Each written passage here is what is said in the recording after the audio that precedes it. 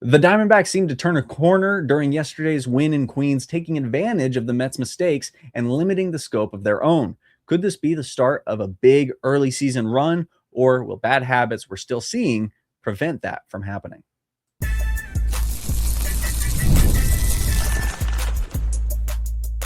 You are Locked On Diamondbacks, your daily Arizona Diamondbacks podcast, part of the Locked On Podcast Network, your team every day. What's up? I'm Daynen Biggs. Today's episode is brought to you by FanDuel. Right now, new customers can bet just $5 and get $250 in bonus bets if your first bet wins. Head to FanDuel.com to get started. After one of the more frustrating offensive games to open the series, the team surged against David Peterson and the Mets. Ryne Nelson had his fastball working in a way we hadn't seen yet this season. We're going to talk about both of those today, and we're also going to be looking at the matchup in today's game.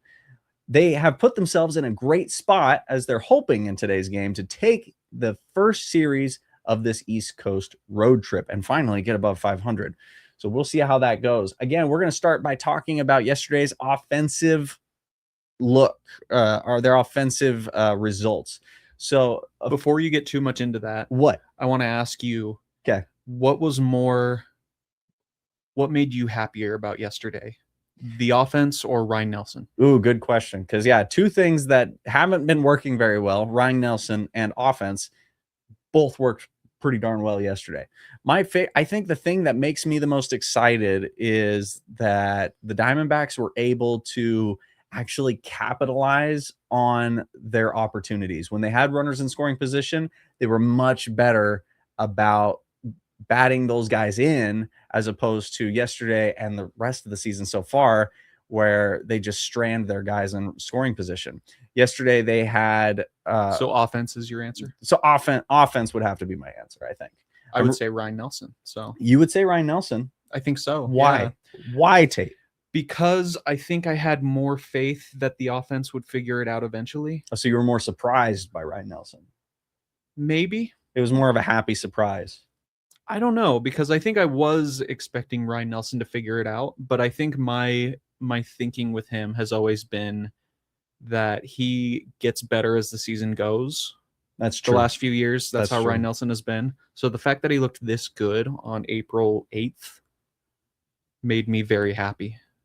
I also appreciated that apparently Torey Lovullo was listening to yesterday's show because I feel like he had that leash on Nelson and he was waiting, he was watching, he saw, okay, he's given up hits, he gave up a run. Or did he give up the run or did Thompson give up the it was Nelson, that's right. He gave up the run. He's got 2 outs, but you know what? I'm going to pull him now. I think that was a very good move. I think Nelson could have gotten out of it. We're going to talk more about that later. We're talking about offense right now. We'll talk about the offense. We'll talk about the defense later. Offensively, though, the team went 4 for 10 with runners in scoring position. Still not like incredible. Don't get me wrong. That's 400. So that's pretty good. That's not too bad. Much better than their 200 for the season so far. And they left only 7 runners in score, or 7 runners on base. 2 of those were at first, but they did leave 5 runners in scoring position. They stranded 5, so not wonderful there. But again, I'd say big improvement. We had 2 sac flies. We had sac bunts. We were playing small ball. It was looking good. The first inning, they come right out of the gate, and Corbin Carroll gets on base. And we were talking about this yesterday. So Corbin Carroll gets on base with 1 out, and then Geraldo Perdomo gets a single on a sac bunt, and which would have been a single. It wasn't like an error or anything. He got a single. Perfect bunt. Perfect bunt. Yeah.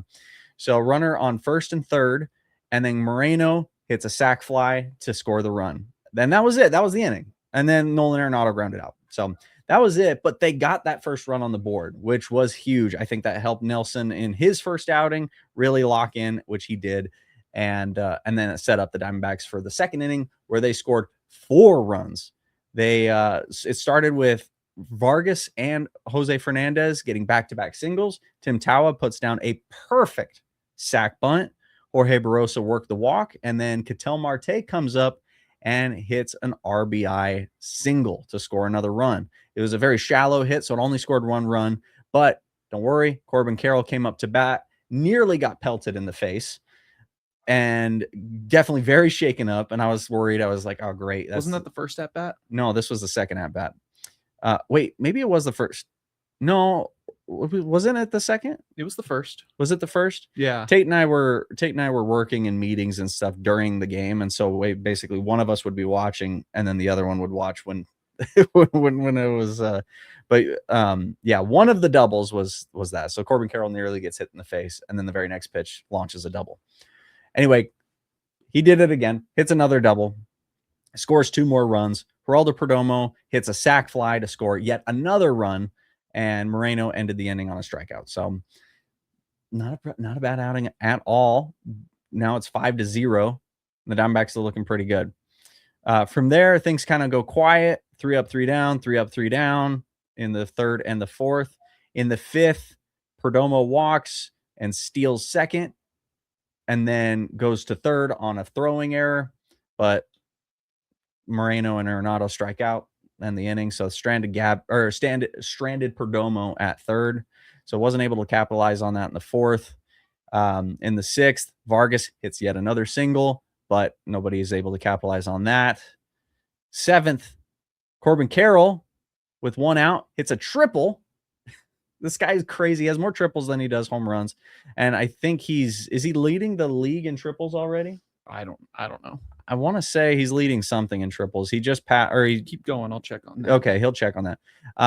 But once again, strand the runner on third. Perdomo and Moreno are unable to make anything happen. Perdomo almost got another sac fly, but it wasn't quite deep enough. Wasn't able to make that happen in the sixth. The bottom of the sixth, the Mets finally score a run. I'm sorry, that was the seventh, not the sixth. So the top of the seventh, stranded Carroll on third.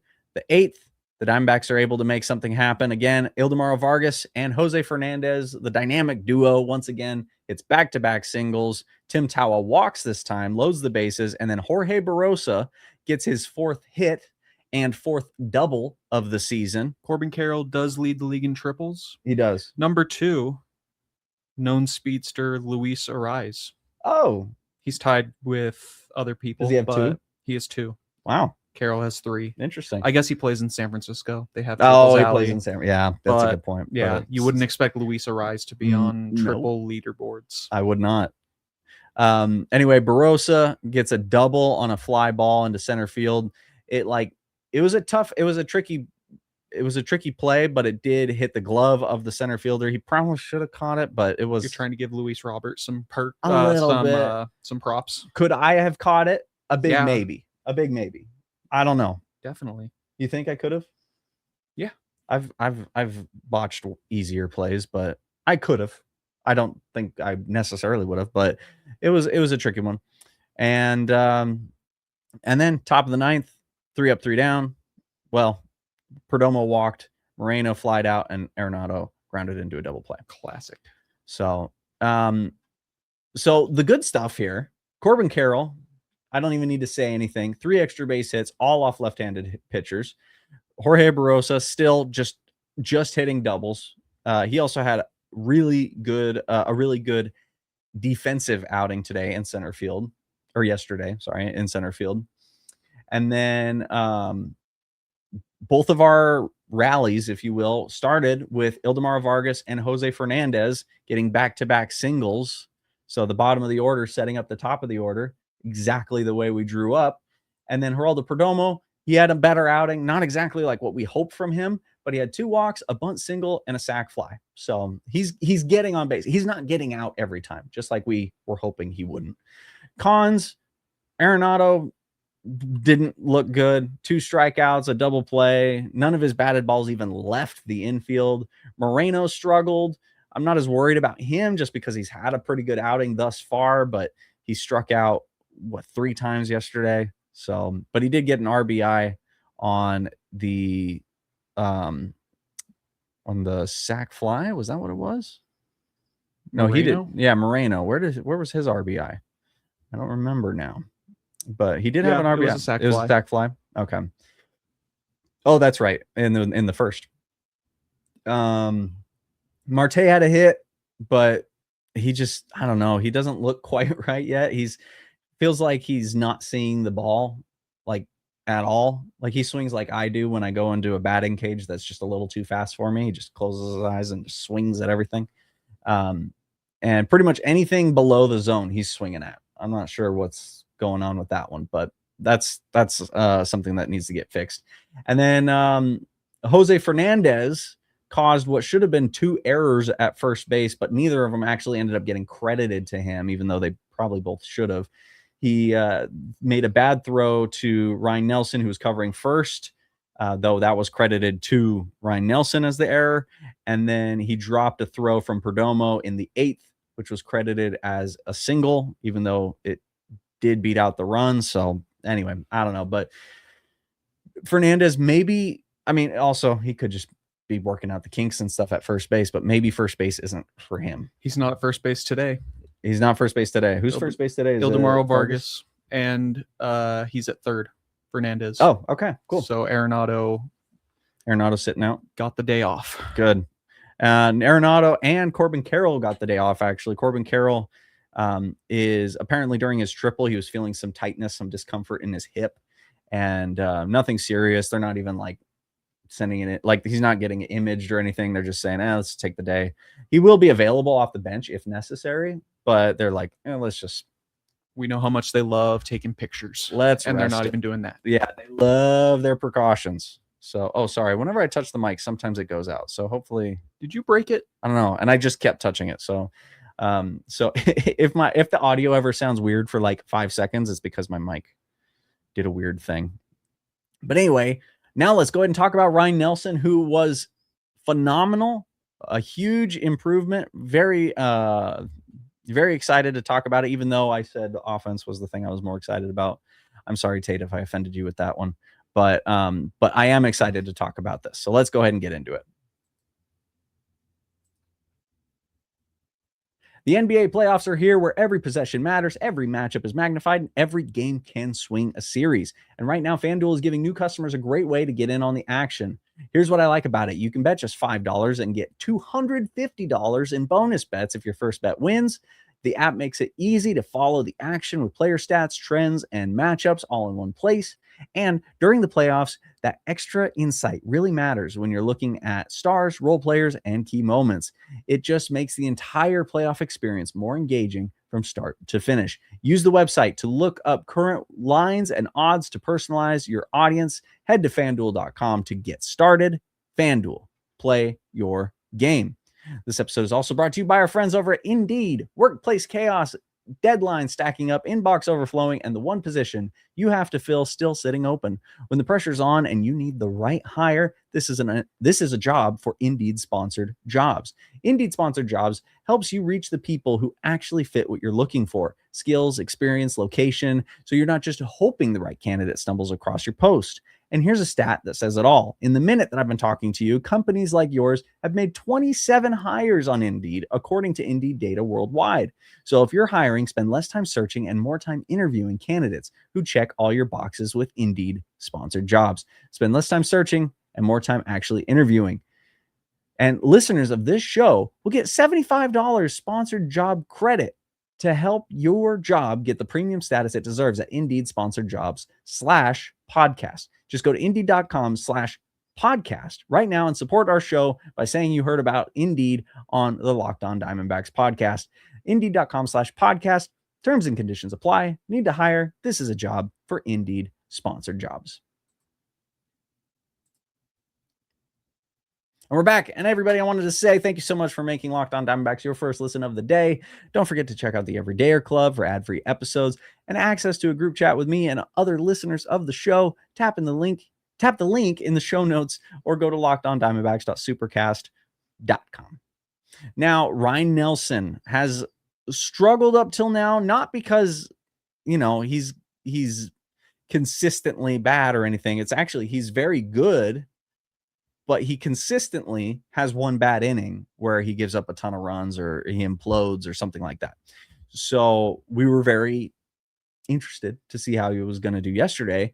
And he threw 5 shutout innings, 0 walks, 2 hits in those 5 innings. He got himself into a jam in the 6th and probably could have gotten out of it, but after getting 2 outs, he gave up 1 run. Torey Lovullo pulled him and put in Ryan Thompson to finish the inning. Now, again, okay. One quick thing. Mm-hmm. The thing that stuck out to me about that last inning Mm-hmm. was that Torey Lovullo let Nelson get that last out, that second out. So instead of because he got 2 outs, he gave up the hits, I think 3 hits and 4 batters or something. He gave those up. Brian Kaplan came out, talked to him. They started warming up Ryan Thompson, and he got that out, and he was able to leave on a positive note. He let Nelson get the second out. Yeah, I heard you say Thompson. He let Thompson get the second out. I might have said that. I might have heard that. I don't know, but he let Nelson get the second out. Yeah, and so he was able to leave.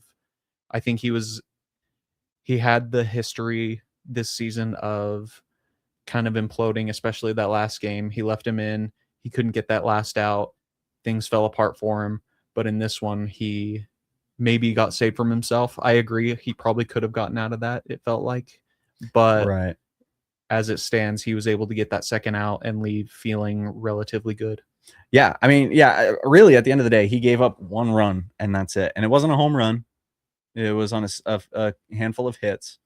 But really, a fantastic outing. And I got to say props to Torey Lovullo for the way that they handled that inning, because that could have turned into a really big thing. But he comes in, gives up a single, got an out, gives up another single, then another single, a third single. Kaplan comes out and talks to him. He gets a strikeout, and then they bring in Ryan Thompson to face Marcus Semien. So got him out on 3 pitches. So not too bad. But Ryne Nelson, I mean, he threw 86 pitches in this outing. In nearly 6 innings, he threw 86 pitches. He could have pitched the entire game if he was able to, if he was able to get these guys out in the 6th inning. But I don't know that it's necessarily a pitch count issue with him as much as it is the amount of times through the order he goes. So that might be the real bottleneck, the hang up for him pitching deep into games. But 86 pitches, 64 of them were for strikes, but a lot of those strikes were not in the zone. He was getting a ton of swing and misses with that high fastball of his, which also I got to mention, out of those 86 pitches, 65 of them were fastballs. He's like a one-trick pony, but it was working really, really well for him in this game. I'd like to see him work in some of his other pitches. He threw a little bit of his slider, but he has yet to throw a changeup all season. I don't think he's thrown a single one. So, but again, I don't want him throwing those if those are not going to work for him. So if he's just going to be a fastball pitcher and it works, then that's fantastic.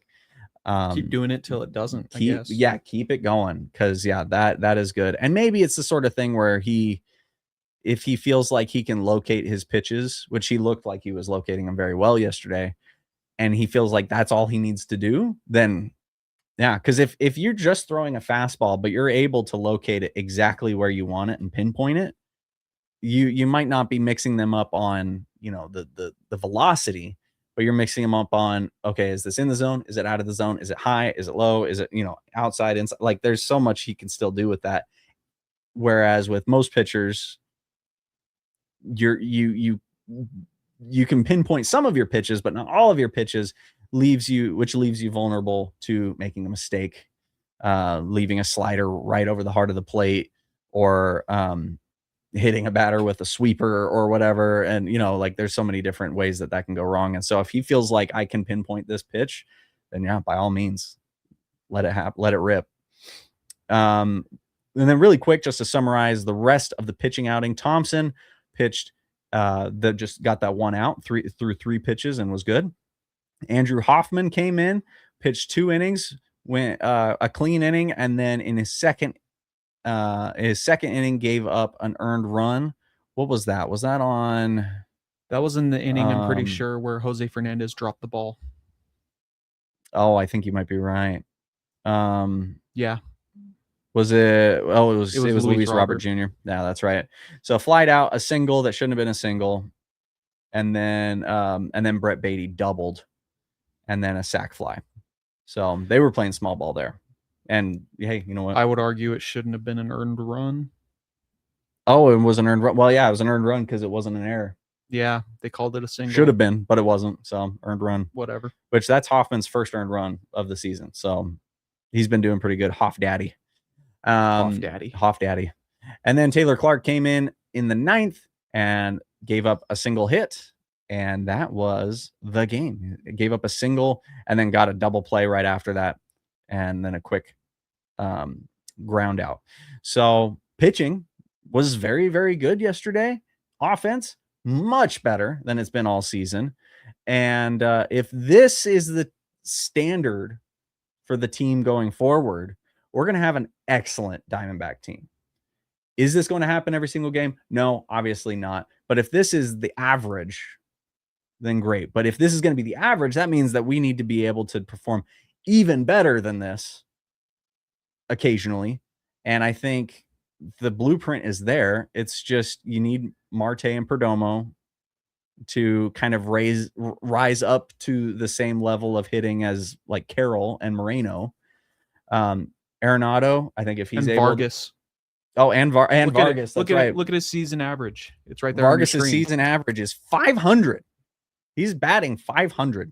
I know it's small sample size, MVP, but still MVP right there. He's actually been doing very, very good.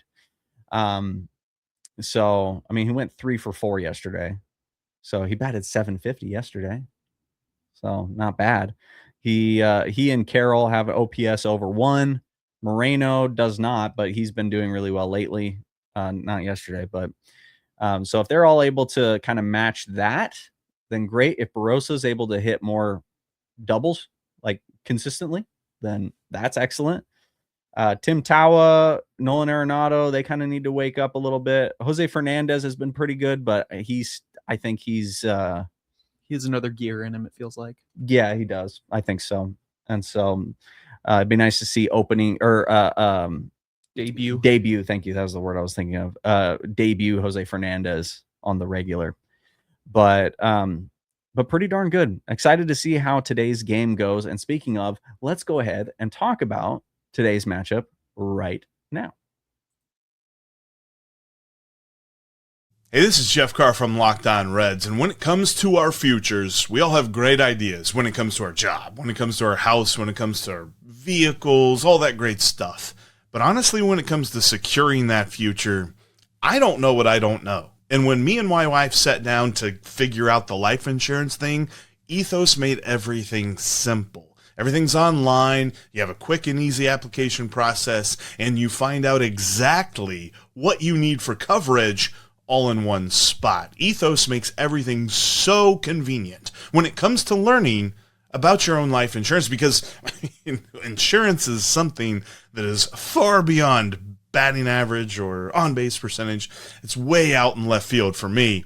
Ethos made it all easy. Take just 10 minutes and get covered today with life insurance through Ethos. Get your free quote at ethos.com/lockedonmlb. That's ethos.com/lockedonmlb. Application times may vary and rates may vary. Now let's talk about today's game. So the Diamondbacks playing game 3, the final game against the Mets in this series. Eduardo Rodriguez is going up against, I got to say it right, Nolan McLean. Not McLean, McLean. Or McLean. So Nolan McLean, this is the World Baseball Classic finale rematch. McLean pitched for Team USA. Eduardo Rodriguez pitched for Team Venezuela. Eduardo Rodriguez won. So excited for that. The Mets have faced Eduardo Rodriguez a good deal. A lot of these guys have quite a lot of at-bats against him. And he's going to have to be careful around Francisco Lindor, who is still waiting for his hamate bone to grow back in, apparently. So luckily, maybe that his slow start will help out a little bit. But it just needs to go one more day. Just one more day. He also needs to be careful with Bo Bichette, though, who is batting a career 385 against Eduardo Rodriguez. And then from there, he has a lot of at-bats against Marcus Semien, who he does fairly well against, as well as Robert Jr. and Polanco. But he's going to need to be careful with Bo Bichette and Francisco Lindor. But I think I'm not feeling too bad about that. And then McLean is a rookie, so we have not faced him at all. So this is going to be fresh. So it could be that could spell some hurt for the D-backs, a little bit of challenge for the D-backs. So we're going to need to see Eduardo Rodriguez really show up and keep that ERA at 0. That would be pretty nice. As I said, McLean is a young pitcher. He only has 10 major league games under his belt. His ERA is just above 2. So it seems like most teams don't quite have the book on him yet. If it's, the book hasn't even been written on this guy yet. And so we'll see if the Diamondbacks can maybe figure something out on him today that nobody else has really seen yet. He's a right-handed pitcher, so we'll see a lot of our lefties in. We have the lineup today, don't we? Is it? Oh yeah, you have the lineup. Can you pull that up? Yeah, I forgot. Hold on. I forgot who it is, and I don't know how to look it up on this computer very easily. But the big question is Eduardo Rodriguez on a Linsanity roll. Is that what it is? Linsanity? Yeah. Tate wrote that into the script, and I didn't know what it meant. I'm not a basketball What's guy. basketball? I'm not a basketball podcast host, Tate. I'm a baseball podcast host. Very different. But yeah, is he on another Linsanity run, or is he poised to make a sustainable career resurgence that continues today? We will see. I got the lineup. Let's hear it. Marte at second. Okay. Vargas at first. Perdomo at short. Well, Vargas is batting second. Yeah, he is. Interesting. Very cool. In place of Carroll. Del Castillo at DH. Mhm. Fernandez at third. McCann at catcher. Okay. Thomas at center. Tawa in left, and Barossa at right. And Barossa switch hitter, so he'll get that. Top Barossa 3 all switch hitters Barossa as well. at right. That's interesting. I don't know that anybody other than Carroll at right is weird, I think, is probably what it is. I was going to say that feels strange, but top 3 all switch hitters. And then you said Vargas at first. Yep. And Fernandez at third. Mm-hmm. Okay. So we'll see how that goes. I'm curious to see Fernandez's defense. I mean, he hasn't the 2 errors yesterday were very first baseman specific errors. So here's hoping that there's not more errors at third today. Maybe he has yips similar to how Blaze Alexander did when he first came up. Could be. That's what I'm hoping. And he'll be fine. I imagine that's a lot of what Jordan Lawler's hang up last season as well at third. I mean, the first game of spring training, Ryan Waldschmidt was playing left, and he misplayed a ball so bad. Oh yeah, it looked horrible. It was very embarrassing for him. Sorry, Ryan. I know you're watching this. But it was pretty embarrassing. So, love you, Ryan. But we love you still. And the thing is, he played excellent defense after that. So that just happens. So hopefully that's what the case is, and then hopefully we get some more of that offense showing up, taking advantage of big moments and creating moments when there isn't anything, playing small ball to get guys around the diamond, get those points out when you can get them. And I think we'll have a good game. I am excited to see Eduardo Rodriguez and see if he's continuing this Linsanity run. No, Linsanity is bad, right? A Linsanity run means that it's a short-lived thing. If you guys can see my face right now, he's smiling. We prefer it to be a Linsanity run implies that it's short-lived. Okay, so we don't want a Linsanity run. Yeah, we want it to be a resurgence. Yeah, like a career resurgence. The regular. That's right. Yeah, like Sam Darnold, your favorite athlete from your favorite sport. Who? Anyway, you guys, thank you so much for listening and for watching. Be sure to follow us on X, Instagram, Facebook, and TikTok at Locked On Diamondbacks. We're on YouTube as well as every other place you get your podcasts. If you want to see more of me, you can find more of my YouTube channels and projects at my website, slackshack.tv. And if you never miss an episode, the Everydayer Club is built for you. Get Locked On Diamondbacks ad-free, plus members-only Discord access, and more. Head to lockedondiamondbacks.supercast.com to join the club. Thanks again, and I will see you tomorrow.